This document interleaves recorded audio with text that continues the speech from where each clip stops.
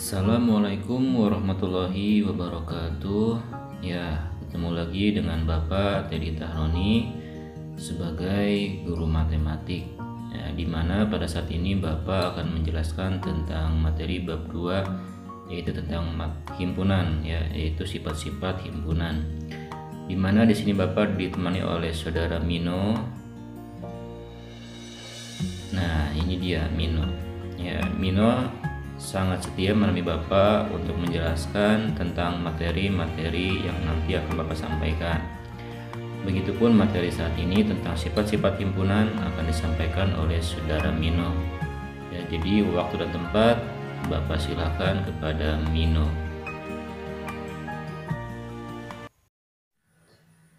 Baik, tanpa basa-basi saya akan lanjutkan untuk menjelaskan tentang materi, ya.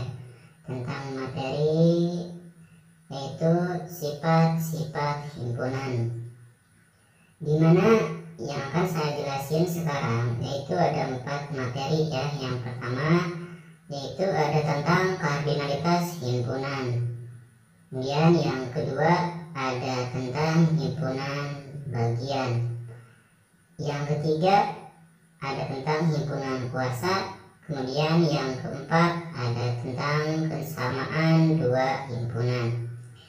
Nah, yang pertama akan saya bahas yaitu tentang kardinalitas himpunan, ya. Kardinalitas himpunan. Nah, apa itu kardinalitas himpunan?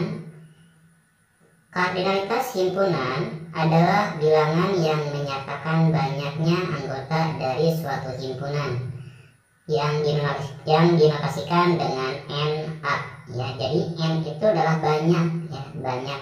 Jadi banyaknya anggota himpunan A. Kardinalitas himpunan hanya untuk himpunan yang berhingga. Jadi kardinalitas itu berlaku hanya untuk himpunan yang berhingga atau yang terbatas, ya, anggota himpunannya, atau dengan istilah finite set. Jadi kardinalitas itu adalah menyatakan banyaknya anggota, ya. Di sini ada simbol huruf N. Nah, ini N itu adalah banyaknya, ya, banyaknya anggota himpunan A, ya. Jadi kardinalitas itu adalah menentukan banyaknya anggota. Nah, di sini ada contoh. A adalah himpunan nama bulan Masehi dalam setahun. Nah, jika ditanyakan kardinalitas himpunannya dari himpunan A ini, maka jawabannya kita harus tahu dulu, ya. Di sini kan ada himpunan nama bulan Masehi dalam setahun. Nah, kita harus tahu dulu, dalam setahun itu ada berapa bulan nama bulan Masehinya, ya. Dimulai dari Januari, Februari, Maret, April sampai Desember. Itu berarti ada 12 nama bulan, ya. Maka karena dalam setahun ada 12 nama bulan, maka kardinalitas himpunan A adalah 12, ya. Jadi banyaknya anggota nama bulan Masehi dalam setahun itu adalah 12, ya. Jadi di sini tidak semua bisa dihitung kardinalitasnya, ya. Contoh lainnya misalkan diketahui A 1, 2, 3 dan seterusnya. Jika ditanyakan berapakah kardinalitas himpunan dari A, maka tidak bisa dijawab. Kenapa? Karena tadi dijelaskan, disebutkannya adalah dan seterusnya. Jika ada keterangan dan seterusnya atau titik-titik tanpa dibatasi, maka tidak bisa dinyatakan berapa banyak kardinalitas himpunannya, ya. Jadi intinya harus himpunan yang terbatas, banyak anggota himpunannya, baru bisa ditentukan berapa kardinalitas himpunannya. Nah, kemudian untuk yang kedua itu ada tentang himpunan bagian. Nah, apa itu himpunan bagian? Himpunan bagian adalah himpunan yang anggota himpunannya menjadi bagian dari anggota himpunan yang lain. Jadi jika himpunan A ada di himpunan B anggotanya, maka anggota A adalah himpunan bagian dari anggota B, ya. Contoh dalam kehidupan nyatanya misalkan, ya, kelas 7A adalah himpunan bagian dari SMP Plus Baitur Rahman. Nah, itu benar. Ya, kenapa? Karena 7A bagian dari SMP Plus Baitur Rahman, ya. Tetapi jika dibalikan, apakah SMP Plus Baitur Rahman itu bagian dari kelas 7A? Itu salah. Kenapa? Karena di situ SMP Plus Baitur Rahman bukan hanya kelas 7A saja. Jadi Baitur Rahman bukan dari bagian kelas 7A, ya. Himpunan bagian, ya, himpunan bagian dilambangkan dengan seperti huruf C, ya, tetapi agak panjang ini. Nah, ini adalah simbol untuk menyatakan himpunan bagian.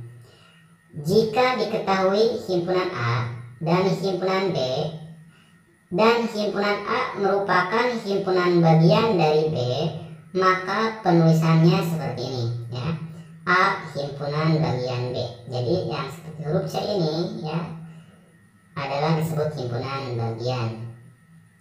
Contohnya, di sini ada anggota himpunan A yaitu 2, 3, 5, dan 7. Sedangkan untuk anggota himpunan B yaitu 1, 2, 3, 4, 5, 6, 7, 8, 9, dan 10. Nah, di sini apakah benar A bagian dari B atau B bagian dari A? Kita lihat, ya.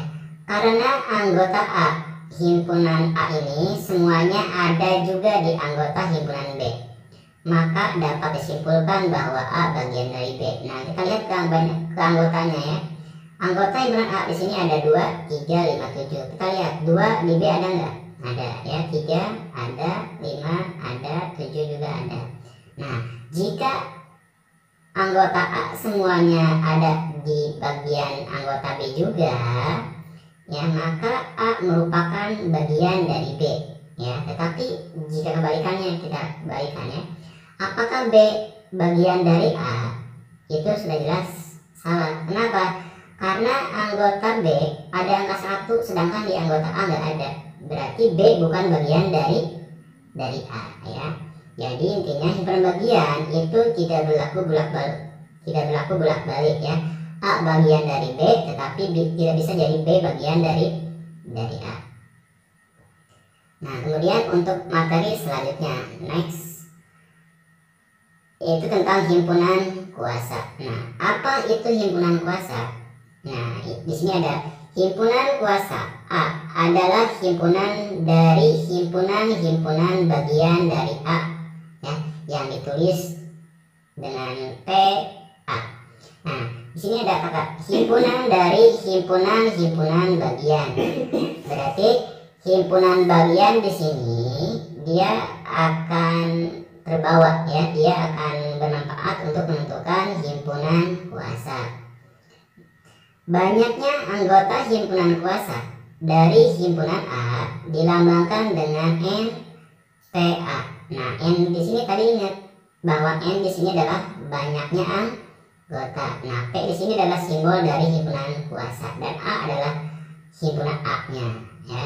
Jadi banyaknya anggota himpunan kuasa dari himpunan A dilambangkan dengan NPA.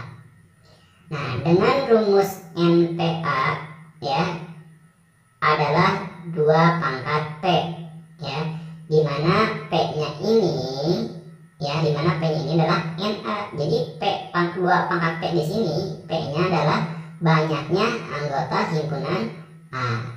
Misalkan anggota himpunan A sebanyak ada 5, maka jika ditanyakan himpunan kuasanya, banyaknya himpunan kuasa, maka 2 pangkat 5. Kenapa? Karena anggota A-nya ada 5, ya. Contoh, diketahui A yaitu 1, 2, dan 3. Kemudian pertanyaannya adalah tuliskan himpunan kuasa dari A. Dan yang kedua, banyaknya himpunan kuasa dari A. Nah, untuk menjawabnya, kita lihat, tuliskan himpunan kuasa dari A. Berarti yang namanya himpunan kuasa adalah himpunan-himpunan bagian dari A. Jadi kita menuliskan dimulai dari anggotanya, ya, anggota PA-nya itu dimulai dari yang tidak mempunyai anggota atau disebut dengan istilah himpunan kosong, ya. Kenapa himpunan kosong? Karena dia tidak mempunyai banyak anggota. Jadi ada himpunan kosong. Kemudian kita menuliskan lagi himpunan yang beranggotakan anggotanya 1, itu 1, 2, dan 3. Kemudian setelah yang beranggotakan 1, maka ada 1, 2, 1, 3, 2, 3. Nah, ini untuk yang beranggotakan 2. Kita semuanya ditulis, ya. Kemudian yang terakhir yang beranggotakan 3, 1, 2, dan 3, ya, nggak ada lagi. Kenapa sampai 3? Karena di sininya diketahuinya adalah anggotanya cuma 3. Jadi di sini sampai 3 anggota. Beda lagi dengan jika himpunan A-nya adalah 5 sampai angka 5, ya, berarti ada 5 sampai 5 anggota, ada yang 3 anggota, 4 anggota, dan 5 anggota. Nah, nanti disebutnya satu-satu. Nah, ini adalah himpunan kuasa dari A, yaitu himpunan kosong 1, 2, 3, 1, 2, 1, 3, 2, 3, dan 1, 2, 3. Kemudian untuk menjawab nomor 2, banyaknya himpunan kuasa dari A, ya. Karena di sini kan tadi rumusnya adalah 2 pangkat P, ya, di mana P adalah NA. Berarti NA-nya di sini banyaknya anggota himpunan A ada berapa? Ada 3. Berarti kita tulis 3. Maka NTA-nya adalah 2 pangkat P, digantilah P-nya dengan angka 3. Berarti 2 pangkat 3, yaitu 8. Awas, 2 pangkat 3 bukan 2 kali 3, tetapi 2 dikali 2 dikali 2. Berarti perkalian 2 sebanyak 3 kali. Ya, di sini suka tertukar. 2 pangkat 3 banyak yang masih menjawab 6. Ya, padahal 2 pangkat 3 bukan 2 kali 3, tetapi 2 dikali 2 dikali 2, yaitu 8. Nah, ini adalah tentang himpunan kuasa. Kemudian untuk materi selanjutnya tentang kesamaan 2 himpunan. Apa itu kesamaan 2 himpunan, ya? 2 himpunan itu dikatakan sama apabila mempunyai anggota yang tepat sama, ya. A sama dengan B. Ini simbol untuk mengatakan bahwa himpunan A sama dengan himpunan B. Ya, di sini ada kata, ya, apabila mempunyai anggota yang tepat sama, ya. Jadi anggota A dengan anggota B itu sama, itu lagi, dan mereka tidak ada yang beda, ya. Nah, contoh di sini ada himpunan A, ya, membentuk kata Dila, ya, nama Dila, yaitu ada D, I, L, dan A. Dimana di sini ada 4 anggota D, I, L, dan A. Sedangkan anggota himpunan B membentuk kata Adil, ya. Di sini ada A, D, I, dan L. Nah, di sini A merupakan himpunan sama dengan B. Kenapa sama? Karena di sini hurufnya sama. Di A ada A, B juga ada A. Kemudian di A ada I, di B juga ada I. Di A ada L, di B juga ada L. Dan yang terakhir di A ada A, dan di B juga ada A, ya. Jadi karena anggota himpunan A dan B tepat sama, maka A merupakan himpunan sama dengan himpunan B, ya. Nah, jadi Pak, kenapa sama? Kan di sini membentuk kata Dila, sedangkan di sini membentuk kata Adil. Oke, tidak masalah jika hurufnya itu membentuk kata yang berbeda, tetapi selama anggotanya dan banyak anggotanya sama, dia dikatakan sama meskipun posisinya berbeda, ya. Nah, ini dia di depan, ini mah dia di kedua, itu nggak masalah. Nah, sementara itu jika 2 himpunan mempunyai anggota yang berbeda, ya, tetapi banyak anggotanya sama, maka himpunan itu dikatakan ekuivalen, ya. Kenapa dikatakan ekuivalen? Jadi ekuivalen itu hampir sama dengan himpunan sama, tetapi bedanya di sini hanya anggotanya saja, ya. Nah di sini maka anggotanya 4 orang, ini 4 orang, hurufnya ini sama ya, DILA, ini cuma sama DILA. Tetapi jika anggotanya sama, misalkan anggota A adalah ABCD, anggota B 1, 2, 3, 4. Nah itu bukan himpunan sama, tetapi himpunan ekuivalen. Kenapa? Karena banyak anggotanya sama ya, sedangkan anggotanya berbeda, tapi hanya banyak anggotanya saja ya. Contoh yang lain. Nah di sini ada himpunan R, anggotanya 1, 3, 5, 7. Nah ini adalah bilangan ganjil. Sedangkan S ada 2, 4, 6, 8. Ini adalah bilangan genap. Jadi udah jelas berbeda ya. Ini bilangan ganjil, ini bilangan genap. Tetapi meskipun beda, di sini anggotanya lihat. Anggota himpunan R ada berapa? Ada 4. Di sini berapa banyak anggota himpunan S? Ada 4 juga. Nah, ini berarti dikatakan ekuivalen. Karena anggota himpunan R dan S berbeda, tetapi banyak anggotanya sama. Jadi NR 4 dan NS juga 4, maka himpunan R ekuivalen ya dengan himpunan S ya. Beda lagi dengan tadi yang ini. Nah ini dikatakan sama. Kenapa? Anggotanya sama, jumlahnya sama ya. Jadi harus bisa membedakan antara himpunan sama dengan himpunan ekuivalen. Jadi ekuivalen yang samanya hanya banyak anggota. Nah itu dalam materi tentang sifat himpunan ya. Untuk selanjutnya tentang operasi pada himpunan itu akan dijelaskan di video berikutnya. Untuk penjelasan kali ini mungkin cukup sekian ya. Jangan lupa klik like, subscribe, comment, and share ya, supaya video ini bermanfaat dan membuat saya lebih semangat untuk membuat video yang bermanfaat buat kalian semua ya. Jika ada pertanyaan, jika ada yang kurang jelas atau ada kritik dan saran, silakan komentar ya di kolom komentar ya. Akhir kata, wabillahi taufiq wal hidayah. Wassalamualaikum warahmatullahi wabarakatuh.